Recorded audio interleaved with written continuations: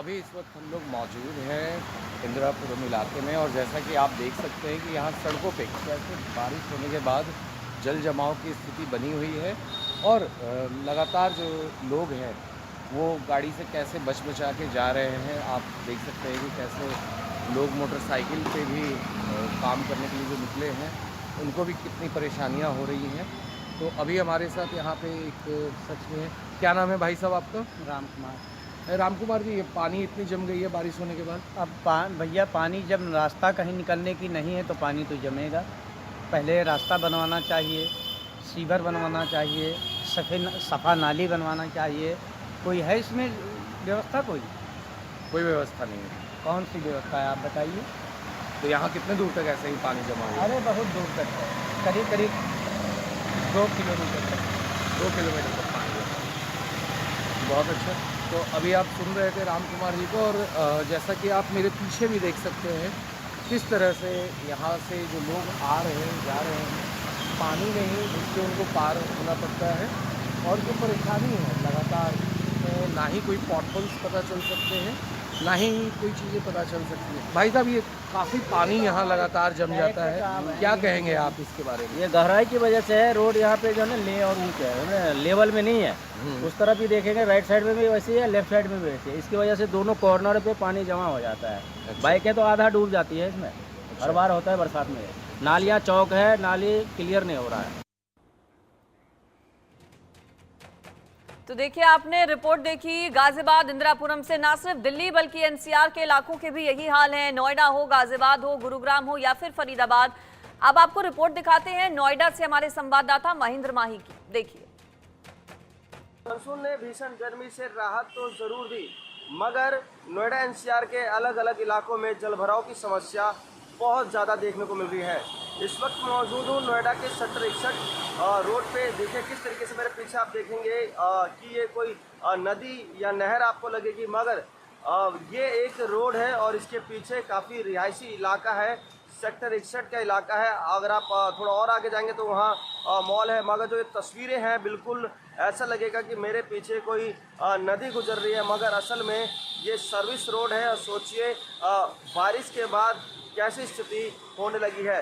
ये पहली तस्वीर केवल नोएडा की नहीं है, नोएडा के अलग अलग क्षेत्रों में अगर आप जाएंगे तो आपको इसी तरह की तस्वीर नज़र आएगी। देखिए किस तरीके से जो पानी पानी केवल आपको दिखाई देगा, और कहीं ना कहीं ये बारिश के बाद जो जलभराव की स्थिति हो रही है, तो इससे ये साबित होता है कि जो नोएडा प्राधिकरण के तमाम वादे थे, जो तमाम बैठक थे, वो सारे खोखले नज़र आ रहे हैं। देखिए किस तरीके से जो जलभराव की समस्या है वो सड़कों पे देखने को मिल रही है, और लगातार ये कहा भी जा रहा था जब मानसून दस्तक देगा तो जलभराव की समस्या होगी।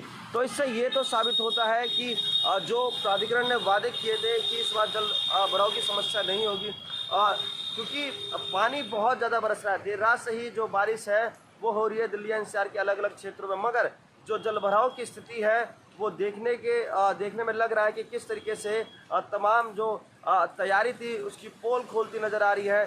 कल भी हमने देखा किस तरीके से केवल चारों तरफ पानी जमा हुआ था, लोगों को बहुत ज़्यादा परेशानी हो रही थी, खासकर दोपहिया वाहन, उनके वाहन ख़राब हो जा रहे थे, रिक्शा चालक, ये तमाम ऐसे लोग थे जिनको बहुत ज़्यादा परेशानी का सामना करना पड़ रहा था। मगर ये तस्वीर देखिए बयां कर रही है किस तरीके से कि मेरे पीछे ऐसा लग रहा है कोई नहर है, कोई नदी है, मगर ये बारिश का पानी है। और ये तस्वीर केवल नोएडा की ही नहीं बल्कि दिल्ली एनसीआर के तमाम इलाकों की ये तस्वीर है। इंडियन न्यूज़ से महेंद्र माही, नोएडा।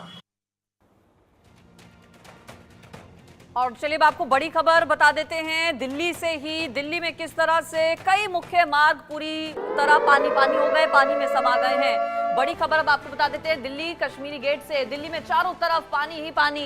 कुछ तस्वीरें जो सामने आई हैं वो तस्वीरें आप देखिए। सड़कें लबालब हो चुकी हैं। मेट्रो स्टेशन भी कई ऐसे हैं जो कि पानी में समा चुके हैं। कश्मीरी गेट मेट्रो स्टेशन की अगर बात करें तो पानी घुस गया है मेट्रो स्टेशन के अंदर भी। ये तस्वीर आप देखिए, कश्मीरी गेट मेट्रो स्टेशन की ये तस्वीर है। और एयरपोर्ट पर हादसा हो गया है, मेट्रो स्टेशन पर पानी घुस गया है। 5 o'clock, very unfortunate incident happened at Terminal 1, Delhi Airport, and like you already know, a section of the canopy, which is outside of the airport extension of the airport building, has collapsed due to heavy rains that has been happening since the night. And we want to express our condolence to the life that has been lost in this tragic incident also. And along with that, 4 people have also been injured. So we are taking care of them right now. As soon as the incident happened, it has come to our notice and we have reacted immediately. We have immediately sent the emergency response team, the fire safety team, and also the CISF, NDRF teams. Everyone was available at the site and they have done thorough inspection so that no other casualties are there or no other injured are there which are stuck in the collapse. So right now the situation is under control. The whole rest of the terminal building has been closed off and everything is being thoroughly inspected so that any other untoward incident does not happen here. And regarding the flights that are supposed to be operating from T1, we have informed the airlines people immediately that passengers are the first priority for us also. So passengers shouldn't face any inconvenience. So till 2 o'clock, the flights have been cancelled because an immediate alternative was not able to be established here. So till 2 o'clock, the flights have been cancelled, and whatever flights have been cancelled, the passengers have been told that there will be full refunds to them. And other than that, if they want to travel in an alternative route, that is also being provided. And from 2 o'clock, whatever routes are being operated from T1 have been diverted to T2 and T3. So necessary arrangements are being made at T2 and T3 so that the passengers wouldn't face any convenience as of such. Sir, GMR operates this terminal. Yes. Have you sought any clarification from them because this structure is of 2009 and in 15 years it has collapsed? Like you have said, this structure has been built in 2009, and what we have asked the DIAL, Delhi International Airport Limited also, is to do a verification inspection from their side. But we are not just leaving it up to themselves. The ministry, from the ministry we have DGCA also, which underlooks the safety aspect.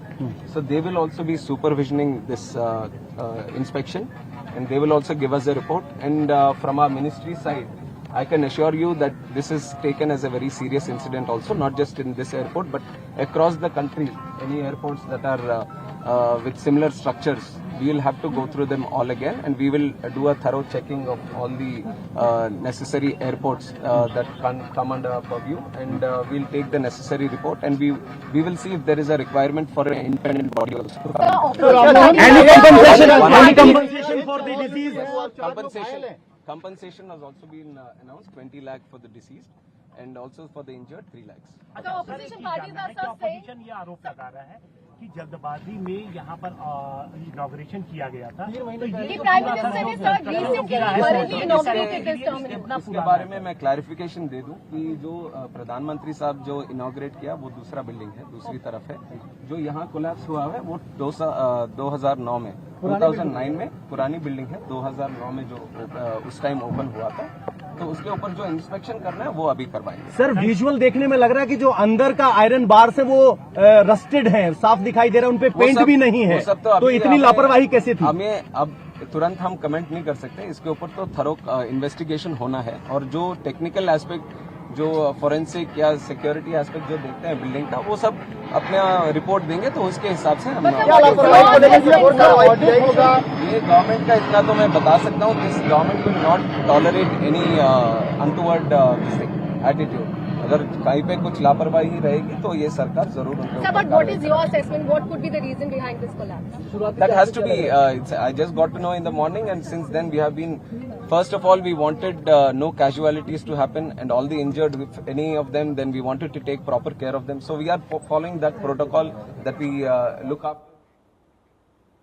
तो civil aviation minister Ram Mohan Naidu को आप सुन रहे थे। आज जो हादसा हुआ है टर्मिनल 1 पर, वहां पर स्थिति का जायजा लेने के लिए नागरिक उड्डयन मंत्री पहुंच रहे हैं। कह रहे हैं कि पूरे मामले की जांच होगी, यात्रियों को किसी तरह की असुविधा ना हो, इसका पूरा ख्याल रखा जा रहा है। इनकन्वीनियंस जो यात्रियों को हुआ है उसको कंपनसेट किया जाएगा। ये राम मोहन नायडू जो कि नागरिक उड्डयन मंत्री हैं, उनकी ओर से कहा गया है। और न सिर्फ दिल्ली बल्कि एनसीआर के इलाकों में भी भारी बारिश हो जाने की वजह से लोगों की बढ़ गई है मुसीबत। आपको ग्राउंड पर लिए चलते, मेरे साथ हमारे तमाम रिपोर्टर्स जुड़ गए हैं।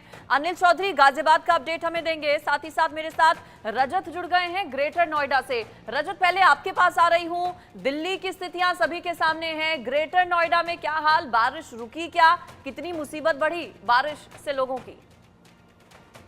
देखिए रचना, बारिश तो थम चुकी है, लेकिन हाँ कस्बे क्षेत्र है जो कि रूरल एरिया आ जाते हैं उसमें जरूर जलभराव हो चुका है। जो शहरी क्षेत्र है क्योंकि ये विकसित शहर है, इसे बनाया गया है, तो दिल्ली जैसे हालात है वो ग्रेटर नोएडा में देखने को नहीं मिलेंगे हालांकि, लेकिन जिस तरीके जो कस्बे क्षेत्र हो गया, जो सूरजपुर हो गया या जो दनकौर हो गया, उन क्षेत्रों में जरूर जलभराव देखा गया है। वहां पर तस्वीरें हैं कि लोग हैं, बच्चे हैं, वो पानी के अंदर घुसकर बाहर जाते हुए नजर आ रहे हैं। जो लोग दफ्तर के निकल रहे हैं उनको दिक्कत आ रही है। तो ऐसे में कहीं ना कहीं अगर जो प्रशासन है, ये जो पूरा देख रेख है सड़क की, ग्रेटर नोएडा प्राधिकरण देखता है, अगर प्राधिकरण सही से काम करता, जो वाटर लोडिंग की समस्या है या सीवर की सफाई है वो सही से करता, तो ये दिन भी ना देखने पड़ते हैं। हालांकि ग्रेटर नोएडा में बारिश थम चुकी है और लोग हैं वो घरों से बाहर निकल चुके हैं, लेकिन हाँ मौसम में काफी बदलाव देखा गया है। पहले जो उमस और गर्मी थी ना, अब उससे राहत मिली, लेकिन वहीं जो जगह जगह पर जलभराव हो चुका है, जो हल्द्वानी जो कि नोएडा को जोड़ता है,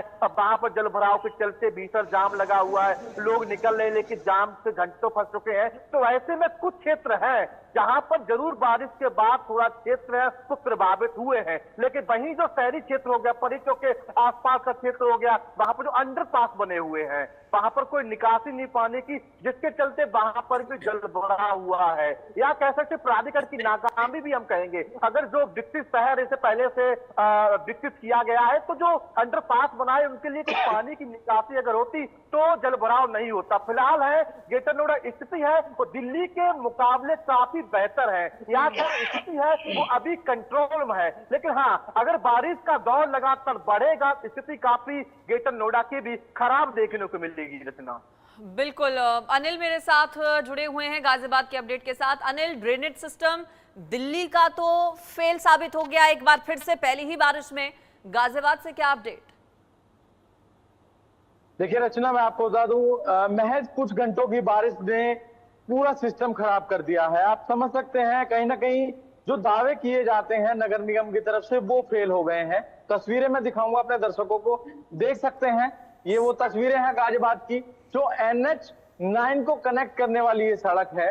काफी ऊंची ऊंची इमारतें हैं यहाँ पास में, पर आप देखेंगे तस्वीरें बिल्कुल तालाब की तरह ये जो है सड़क आपको दिखाई देगी।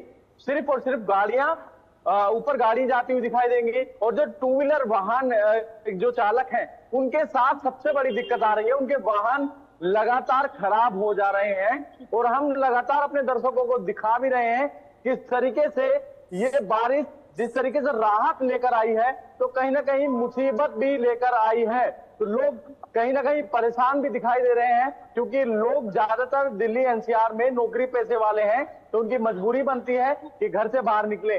पर यदि वो घर से बाहर निकल रहे हैं तो हम लगातार अपने दर्शकों से अपील भी कर रहे हैं तो वो ध्यान से निकले, क्योंकि तमाम इस तरीके के यहाँ पर जैसे गड्ढे हैं। अभी एक एक्सीडेंट भी यहाँ हुआ जिसकी लाइव तस्वीरें हमने दिखाई, जिसमें कि इलेक्ट्रिक वाहन में 5 लोग जा रहे थे, अचानक से गड्ढे में गिरे और वो तुरंत पानी के अंदर गिरे और पानी में गिरने से उनको चोट भी लगी। तो सीधी तस्वीरें हमने दिखाई थी, तो आप समझ सकते हैं किस तरीके से लोगों के सामने कहीं ना कहीं जैसे गर्मी से राहत लोगों को मिली, पर एक तरफ मुसीबत बनकर भी ये बारिश आई है।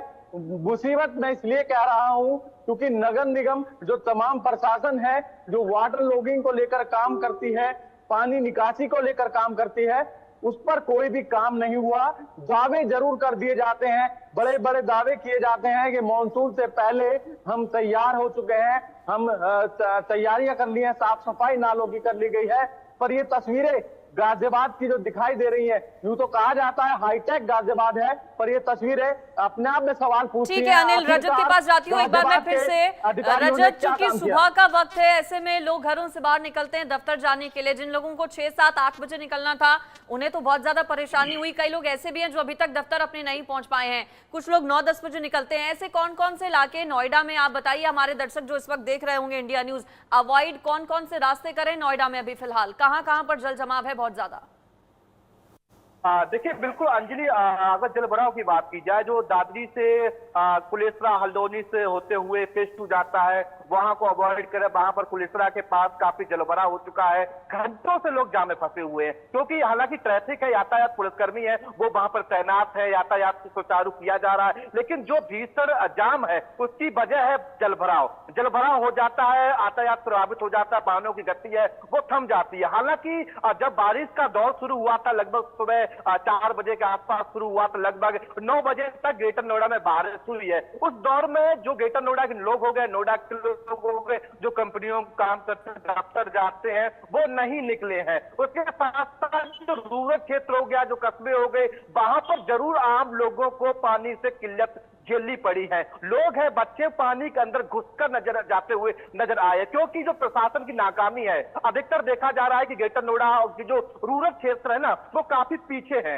हालांकि शहरी इलाका है, वहां पर जाम की किल्लत और पानी का जलभराव बहुत कम मिलता है, लेकिन ग्रामीण क्षेत्रों में स्थिति है वो बहुत खराब नजर आती है, जिसके चलते जो हाईवे या जो सड़क हो गए, वहां तक उसका असर दिखता है। फिर उसके बाद जाम, तो जाम से कहीं ना कहीं घंटों लोग हैं तो फंसे हुए। अगर कोई भी लोग हैं जो फेज 2 या बंगेल जाना चाहते हैं, उनके लिए अगर जो दादरी से नोएडा की तरफ जो हाईवे जोड़ता है उस पर ना जाए, अच्छा होगा कि फरीद चौक से डायरेक्ट हाईवे बोटेनिकल गार्डन से जा सकते हैं। तो कहीं ना कहीं लोगों को समझना चाहिए कि कौन सा रूट पे चलना चाहिए। और अधिकतर देखा जाता है कोई नया जाम नहीं है, कोई नई बारिश नहीं है। जब भी बारिश होती है तो ग्रेटर नोएडा कुछ क्षेत्र ऐसे हैं, उनकी हर साल स्थिति है ना वो बहुत खराब हो जाती है। चाहे डीएम ऑफिस कार्यालय की बात किया, जो कि जिला मुख्यालय कहा जाता है, हल्द्वानी कुलेसरा मार्ग की बात किया, जो जिला कार्यालय मात्र 5 किलोमीटर की दूरी पर है। अब कह सकते हैं प्रशासन को कहीं ना कहीं इसको देखना चाहिए। अगर पानी की निकासी सही हो जाएगी तो निश्चित तौर पर जाम और जो लोगों की समस्याएं हैं उस पर काफी आम लोगों को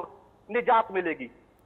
बिल्कुल, अनिल के पास जाती हूँ एक बार फिर से। अनिल, जाम है क्या अभी गाजियाबाद में? क्योंकि जब सुबह बारिश शुरू हुई थी तो अचानक कई घंटों नॉन स्टॉप बारिश हुई, अभी बारिश आप बता रहे हैं रुकी है, जाम क्या कुछ इलाकों में अभी?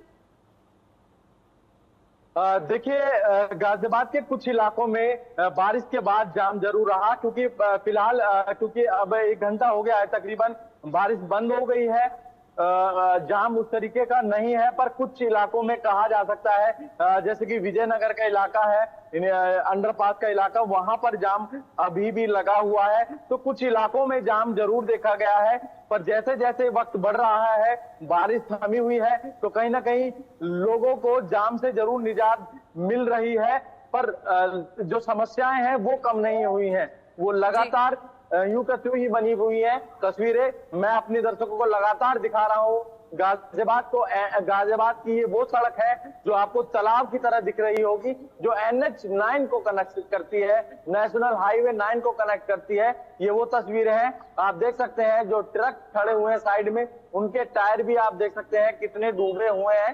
ये वो तस्वीरें हैं, अपने आप में बयां करती है आखिरकार किस तरीके का काम गाजियाबाद के नगर निगम द्वारा किया गया। क्योंकि लाख दावे कर दिए जाते हैं, मानसून से पहले तैयारियां पूरी कर ली जाती हैं, पर ये जिस तरीके की तस्वीरें गाजियाबाद में सामने आई हैं, ये अपने आप में सवाल खड़े करती हैं। आखिरकार किस तरीके का काम साफ सफाई का और नाले की सफाई का किया गया था, जिससे कि ये जल भराव। चलिए ठीक है, रजत और अनिल आप दोनों मेरे साथ बने रहिए। मेरे साथ बीजेपी से नेता अवधेश जुड़ गए हैं। अवधेश उपाध्याय जी, स्वागत है आपका इंडिया न्यूज पर। राहुल लाल जी मेरे साथ जुड़ गए हैं, राजनीतिक विश्लेषक। साथ ही साथ हिमांशु भट्ट जी मेरे साथ जुड़ गए हैं, वरिष्ठ पत्रकार।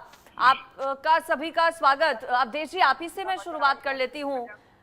कांग्रेस पार्टी ये कह रही है कि तीसरा कार्यकाल शुरू हो चुका है बीजेपी सरकार का, एनडीए सरकार का, जिसमें पेपर लीक भी हो रहे हैं और देश भी लीक हो रहा है, यानी कि जगह जगह पानी भर गया है। सीधे तौर पर विपक्ष इसके लिए भी आपको जिम्मेदार ठहरा रहा है, क्या कहेंगे इस पर अवधेश जी? देखिए रचना जी, दिल्ली में जिस तरह से आप देख रहे हैं, पूरी तरह से दिल्ली जलमग्न है। उससे जो दिल्ली की सरकार है, जो महाभ्रष्ट सरकार है, एक तरह से पूरी तरह से निकम्मी सरकार है, जिसने कोई काम नहीं किया दिल्ली की जनता के लिए, उसका जो मॉडल जो बताते हैं कि दिल्ली मॉडल की जो बात करते हैं, उसकी आज पोल खुल के दिल्ली की जनता के सामने आ चुकी है, देश के सामने आ चुकी है। और आप देखिए किस तरह से पूरी दिल्ली जो है, अब तक दिल्ली जो है बूंद बूंद के लिए तरस रही थी पानी। आज आप देखिए पूरी दिल्ली जलमग्न है चारों तरफ से। अरे अरविंद केजरीवाल जी तो कहते थे कि दिल्ली तो हम लंदन पेरिस बनाएंगे। भाई क्या यही लंदन पेरिस है? क्या लंदन पेरिस में ऐसे ही पानी में जो है सड़कें डूबी रहती है? क्या ऐसे ही जाम लगते हैं? क्या ऐसे ही वहां की जनता परेशान होती है? पानी के भरने की वजह से। तो ये कहीं ना कहीं जो आप बता रहे हैं, जो कांग्रेस पार्टी कह रही है, जो विपक्षी दल कह रहे हैं, ये अपनी नाकामी छुपाने के लिए आरोप प्रत्यारोप की राजनीति कर रहे हैं। लेकिन सच्चाई ये है रचना जी कि दिल्ली में आज तक इनको जब पता था कि मानसून आने वाला है, आज तक कोई सीवर की सफाई नहीं की गई। अभी आपने देखा किसी अनशन में बैठे थे, किस लिए कि पानी नहीं हो रहा, पानी नहीं मिल पा रहा हरियाणा से, जबकि हरियाणा पूरा जितनी जरूरत थी उनको आम आदमी पार्टी को, दिल्ली सरकार को, उससे ज्यादा पानी हरियाणा ने दिया। चलिए ठीक है अवधेश जी, आप बने रहिए। अवधेश जी मेरे साथ लौटूंगी आपके पास में एक बार फिर से। बड़ी खबर जो मिल रही है अपने दर्शकों को वो बता देते हैं। दिल्ली से दिल्ली एम्स के ट्रॉमा सेंटर में भी भर गया है पानी। बड़ी खबर